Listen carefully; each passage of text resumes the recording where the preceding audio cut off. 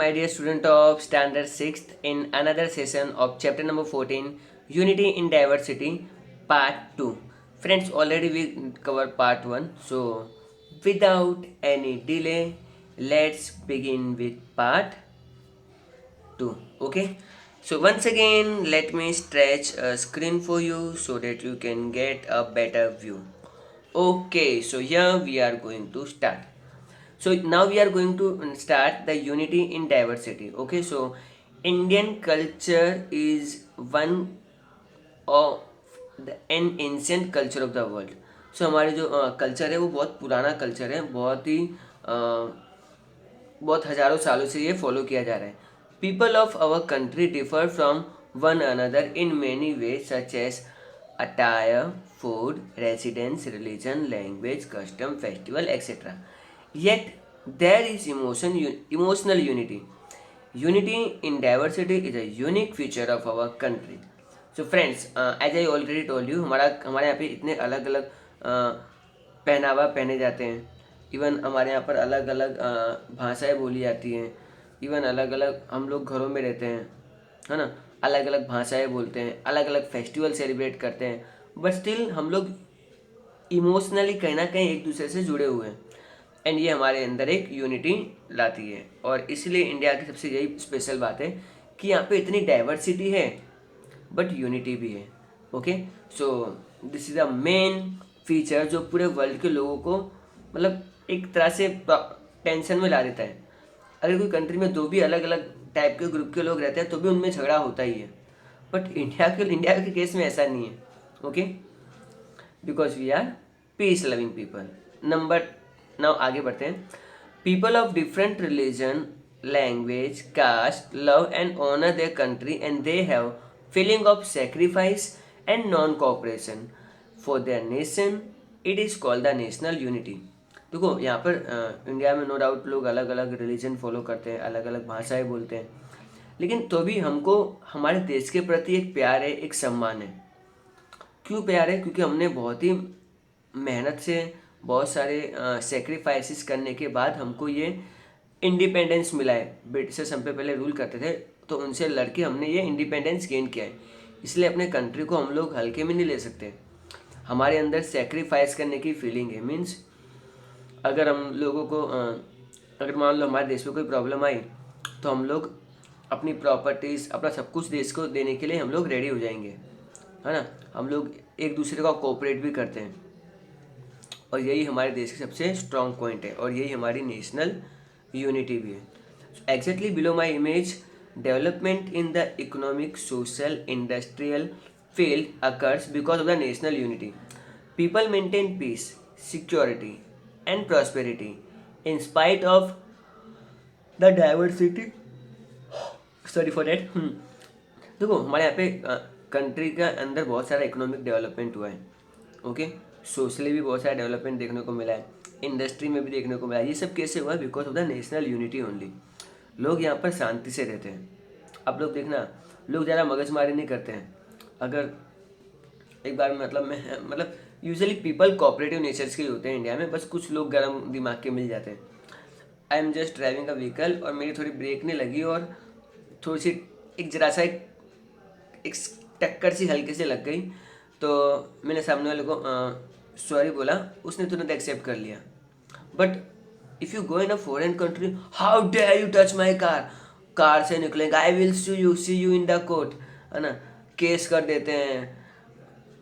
10 रुपये का नुकसान नहीं है ना, 10,000 रुपये निकलवा लेते हैं. सो इस टाइप के सीन्स होते हैं. बट यूजुअली हमारे यहाँ पे भी होते हैं बट वो थोड़े कम होते हैं. सो पीपल यहाँ पे मतलब शांति प्रिय हैं and prosperity in spite of the diversity. That is why doctor Radha Krishnan stated that if you want to survive as a nation we must accept the need of the national unity. तो हमारे जो president थे doctor Radha Krishnan, इन्होंने कुछ golden words कहे थे. अगर हमको एज ए नेशन सर्वाइव करना है तो हमको पहले नेशनल यूनिटी बिल्ड करनी होगी. Okay, during the freedom movement our countryman made a vision of unity possible through the feeling of patriotism and sacrifice. लोग देखना, जब इंडिपेंडेंस का मूवमेंट हुआ था ना ब्रिटिशर्स के सामने, तो हिंदू, मुस्लिम, सिख पारसी कम्युनिटी के सारे लोग इकट्ठे होके मतलब प्लानिंग करते थे और आंदोलन करते थे। अब कुछ हम लोग बड़ी क्लास में देखेंगे कौन से आंदोलन किए थे and all that. Unity diversity is a special features of our country. Think, चलो सोच लेते हैं, इतना प्यार से बोल ही रहे तो think. Indian unity is also expressed in our national anthem. Okay, national anthem में भी हमारे देश की यूनिटी दिखती है। अलग अलग जगहों के नाम लिए जाते हैं, याद करो, ठीक है। गाना मत, वरना फिर खड़ा होना पड़ेगा। गा सकते हैं but not now. Which is composed by the Rabindranath Tagore. So हमारा national anthem is composed by the Rabindranath Tagore. Describe what does the national anthem explain about the unity. Well, वो तो हम लोग जब पढ़ेंगे तब पता चल ही जाएगा। ओके, सो स्टूडेंट, आगे बढ़ते हैं। अरे हाँ,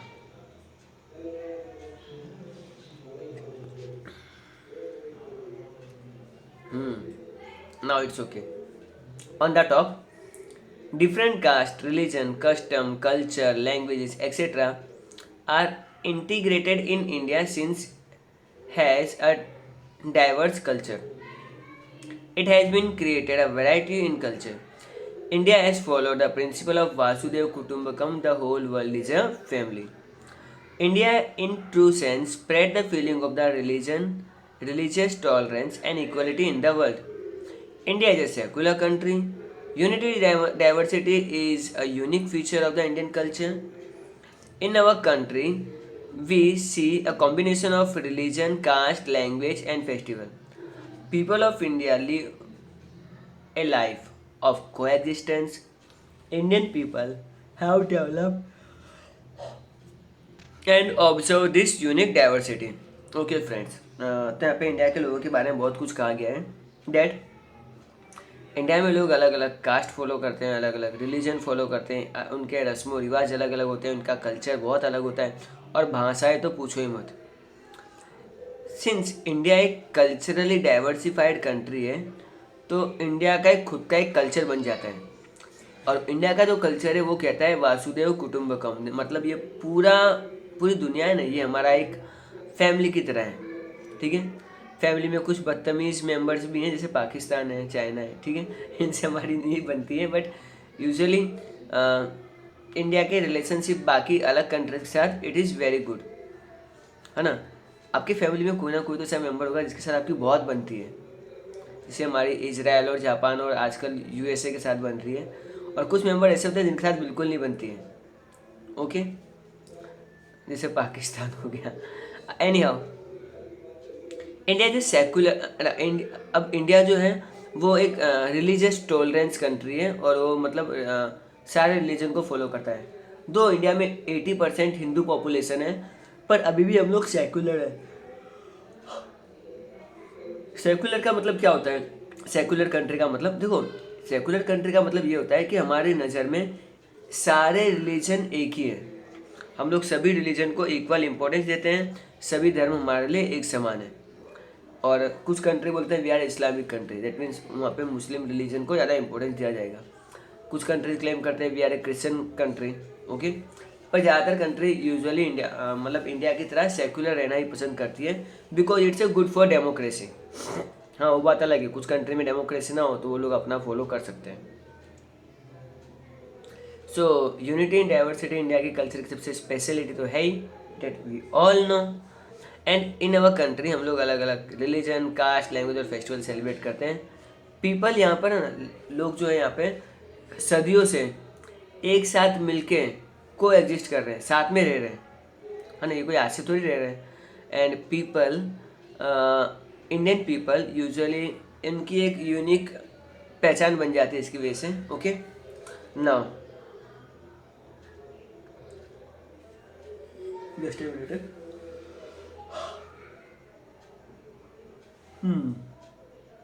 now efforts for diversity and equality.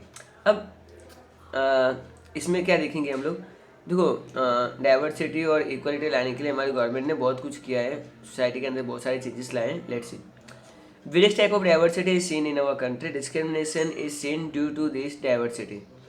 Discrimination on the basis of the rich and poor, male, female, literate, literacy, illiterate, literate, illiterate, urban, rural and caste are seen in our country. हमारे country में ऐसा नहीं है कि problem बिल्कुल नहीं है problem है. जिसकी देखो अमीर और गरीब का प्रॉब्लम है.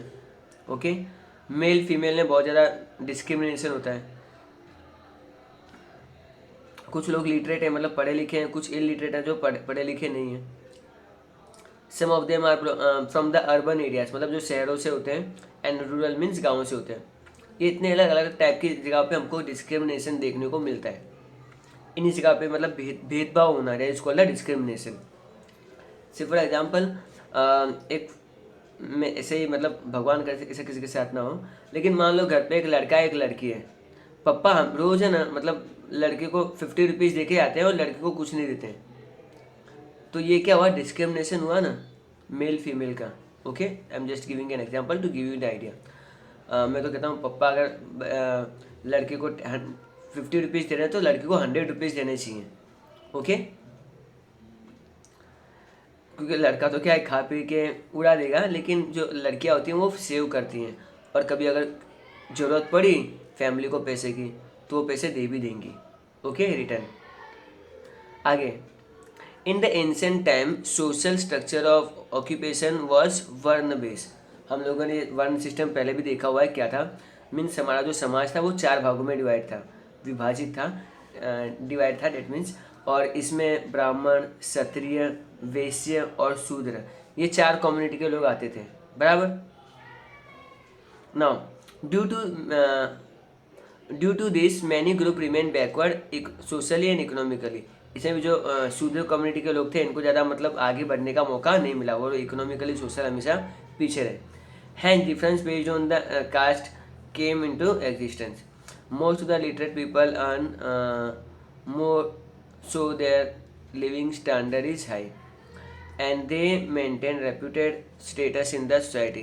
कुछ लोग होते हैं वो मतलब समाज में ज़्यादा पैसे कमाते हैं, पैसे वाले लोग होते हैं, और उनको मतलब समाज में ज़्यादा इज्जत मिलती है.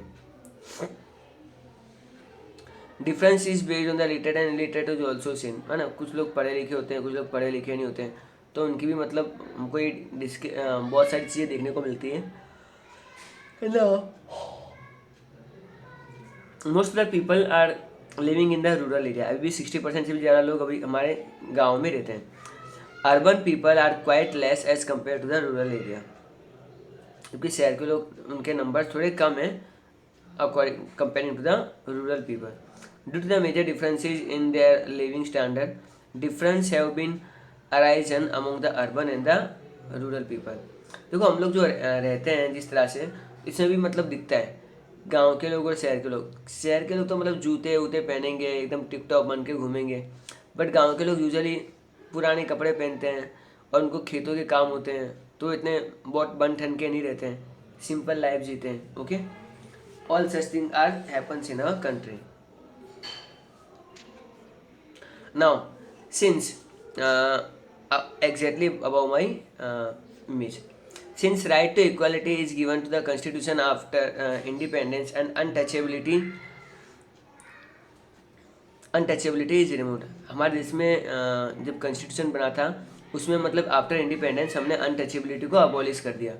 Now the right of the equality and the guaranteed to everyone, so all the people get the equal opportunity, justice and status. RTE means right to education has given to the right to free and compulsory education to the children, so everybody has to got an opportunity in the primary school education. Government has enhanced the education infrastructure facility like the road, village road, health, primary health center, electricity, drinking water for the community development. Equal opportunity is granted to the women according to the constitutional provisions so that their honour and self respect is maintain. देखो हमारे यहाँ पे जब constitution बनाया गया ना, तो उसमें जो अनटचेबिलिटी थी, मीन्स आप लोग पर्टिकुलर रिलीजन के लोगों को छू नहीं सकते, तो ये हमारे कॉन्स्टिट्यूशन ने इसको रिमूव कर दिया. हमारा कंट्री राइट टू इक्वालिटी में मानता है, जहाँ पे सबको एक मौका मिलना चाहिए. Okay, and right to education हर बच्चे को मतलब राइट देता है कि वो जाए और स्कूल में पढ़े. एक नॉर्मल जो बच्चे को एजुकेशन लेनी चाहिए, कम से कम वो पढ़ना लिखना नॉर्मल मैथ्स तो उसको आना ही चाहिए। इसके अलावा गवर्नमेंट ने बहुत कुछ किया है। गवर्नमेंट ने भी गाँव के लिए रोड्स बनाई है, पब्लिक हेल्थ सेंटर बनाए हैं, इवन उनको इलेक्ट्रिसिटी दी है, पानी भी हमको गवर्नमेंट प्रोवाइड करती है। तो ये हमारा कॉन्स्टिट्यूशन यही कहता है कि सब लोग इक्वल ही होने चाहिए। Now because of the getting constitutional right, people follow their own religion, can speak their own language, celebrate their own festival, discrimination is decrease after the independence. तो हमारे जब से ये कॉन्स्टिट्यूशन रिफॉर्म्स आए तो हम लोग क्या एक दूसरे के रिलीजन में भी जाते हैं, एक दूसरे के फेस्टिवल्स भी सेलिब्रेट करते हैं, और डिस्क्रिमिनेशन तो यूजुअली देखने को नहीं मिलता है। Some seats are kept reserved for the people of the certain caste and in the election, Gram Panchayat and Parliament. Same thing are considered for in the matter of the job, hostel, scholarship and schemes, finance assistance for the student are implemented so that they get opportunity for the further development in the social, economical, cultural status. हमारे constitution right की वजह से हमको मतलब सारे festival और बोलने का सेलिब्रेट करने का राइट है। हम लोग अब कोई भी स्टेट में जाके अपनी पर्सनल लैंग्वेजेस भी बोल सकते हैं, है ना, वो कोई मना नहीं करेगा। इवन ग्राम पंचायत में और कुछ जगह सीट्स ऐसी होती है जो एक पर्टिकुलर कम्युनिटी के लोगों के लिए रखी जाती है। ओके, और गवर्नमेंट इन लोगों को बहुत ही सस्ते प्राइस में स्कूलिंग की फैसिलिटी प्रोवाइड करती है। इनका इंटरेस्ट रेट तो ना के बराबर ही होता है, एंड इवन उनको स्कूल और कॉलेज में स्कॉलरशिप भी मिलती है। Okay now discrimination between boys and girls. हमारे कंट्री में लड़की और लड़कों में बहुत भेदभाव होता है ना। Not only in India but also in the world play a major role as a resource of national development due to the biological difference with the social and cultural point of view there is a difference of upbringing the girl and boy. देखो ये India की नहीं पूरी दुनिया की problem है, और दोनों का जो शरीर होता है, एक फीमेल का बॉडी और एक मेल का बॉडी, उसमें बहुत ज़्यादा डिफरेंसेस देखने को मिलते हैं। एंड यही नहीं, हमारे कंट्री में ये देखा गया है कि इनके पालने पोसने में भी बहुत ही ज़्यादा ये लोगों ने डिस्क्रिमिनेशन किया हुआ है। I used to remember one of my student, he is in 7th standard English medium. One day I ask to him, आपका कोई बड़ा भाई छोटा भाई बहन है? हाँ सर, मेरी 2 सिस्टर हैं। अच्छा, वो कहाँ पढ़ती है? तो बोला वो गुजराती मीडियम स्कूल में पढ़ती है। मीन्स देख रहे हो पेरेंट्स क्या करते हैं, कुछ लड़कों को इंग्लिश मीडियम में पढ़ाते हैं और बच्चों को, लड़कियों को गुजराती मीडियम में। It's a sad kind of things. I think parents को ऐसा भेदभाव नहीं करना चाहिए। So we find the difference in their development also. Today majority of the women have engaged in the cooking, household chores and upbringing the children. Women don't have importance to take decision regarding the family matters. Even usually हमारे यहाँ पे तो ये भी देखा गया है कि औरतों को घर के डिसीजंस लेने में भी हम डिसीजन भी उनको नहीं लेने देते हैं। ओके, बहुत सारी फैमिलीज उनके नेचर बहुत स्ट्रिक्ट होते हैं, तो यूजुअली फीमेल्स का पार्टिसिपेशन तो ना के बराबर होता है। Girls are deprived from the health and education and economical rights. Even कुछ गर्ल्स को तो इवन स्कूल में भी नहीं जाने दिया जाता है, और उनको हेल्थ होता है। लड़की को थोड़ी सी एक छींक आ गई तो डॉक्टर को फ़ोन करके बुला लेंगे, लेकिन लड़की को 2 दिन से बुखार आ रहा है तो उसको डॉक्टर के पास नहीं ले जाएंगे। ऐसे भी मैंने केसेस देखे हुए हैं जो बहुत ही सैड है। सो स्टूडेंट्स, आप बहुत लकी हो कि आपके पेरेंट्स आपके साथ कोई डिस्क्रिमिनेशन नहीं करते हैं। Girls are not given equal opportunity in the field of sports and they are deprived moving freely and thinking independently. They are not even treated equally. Girls are victim of the child marriages, parda system, dowry system and other evils custom because of the low literacy rate. कम पढ़े लिखे होने के कारण हमारे समाज में बहुत सारी खराब चीज़ें थी, जैसे कि चाइल्ड मैरिजेस, बच्चों का ही मतलब शादी कर देते हैं। Even purdah system is also there in the Islam religion, जो सही नहीं है एक तरह से, बट इट्स माई एडवाइस। मानना ना मानना उनकी बात है। आगे बढ़ते हैं।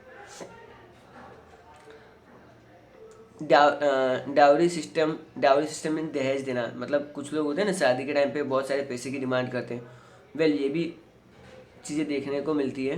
यूजुअली एक कहावत है, मैंने ये कहीं पे सुना था, आई थिंक इंस्टाग्राम के रील्स पे, कि इंडिया में लोग है ना अपनी बेटी की शादी पे इतना खर्चा करते हैं जितना उनकी पढ़ाई पे ना किया हो। ओके, सो ये सब कुछ आयरनी बातें होती हैं जो होती हैं। और ये सब क्यों हो रहा है? क्योंकि हमारे यहाँ पे भी लिटरेसी रेट थोड़ा कम है। इससे लिटरेसी रेट आएगा, लोगों की थिंकिंग, सोचने का तरीका भी बदलना शुरू हो जाएगा। Birth of a boy is given preference, so girls become the victim of the female foeticide, and less number of females of various fields show discrimination between the male and female clearly. With the rising level of the education, discrimination is gradually disappearing. तो even कई बार क्या होता है कि लड़की के पैदा होने पे लोग खुश नहीं होते हैं, इवन लड़के के पैदा होने पे ज़्यादा खुशी मनाई जाती है। तो ये भी एक तरह से मतलब शो कर रहा है कि हमारे यहाँ पे कितना डिस्क्रिमिनेशन होता है। चलो, efforts to remove the differences of the to the female, उसके लिए नेशनल कमीशन सेटअप किया गया 1992 में। सेकंड पॉइंट, एक नारी अदालत बनाई गई जिससे फीमेल्स को बहुत ही इजीली जस्टिस मिल सके। स्पेशल टाइप का कोर्ट होता है जहाँ पे फीमेल्स की प्रॉब्लमों को एड्रेस किया जाता है, सुना जाता है। एंड कुछ वुमन वेलफेयर्स भी होती है, सेंटर्स भी जहाँ पे औरतों की हेल्प की जाती है, उनका प्रॉब्लम का सोल्यूशन लाया जाता है। सोसाइटी और गवर्नमेंट को चाहिए कि जो गर्ल्स एजुकेशन पे ज़्यादा ध्यान दे, ताकि कोई भी जो लड़की गर्ल्स है वो बिना पढ़ाई लिखे के ना रह जाए। इवन गर्ल्सों को भी अब पेरेंट्स की प्रॉपर्टी में इक्वल राइट मिलेगा। पहले ये रूल नहीं था, लेकिन अब पास हो गया है, लॉ बन गया है, कानून बन गया है। इवन जो लोग बच्चे को चेक करने के बहाने चेक कर लेते हैं कि अंदर लड़का है कि लड़की है, लड़की हो तो फिर वो लोग क्या करते हैं, उसको पेट के अंदर ही ख़त्म कर देते हैं। ऐसे लोगों के खिलाफ बहुत ही स्ट्रिक्ट कुछ ना कुछ होना चाहिए। Okay, so many programs have been implemented since 1980 and in our country to ensure that women receive equal status, education and security. हमारे इंडिया में भी 1980 में एक कानून बना था जिसके अकॉर्डिंगली इंडिया के जितने भी फीमेल्स सबको इक्वल स्टेटस मिलेगा, इक्वल एजुकेशन मिलेगी और राइट टू सिक्योरिटी भी होगी। So friend, this is your part chapter number 14. Very soon I am going to provide this question answer also. So thanks for listening and as always, bye everyone.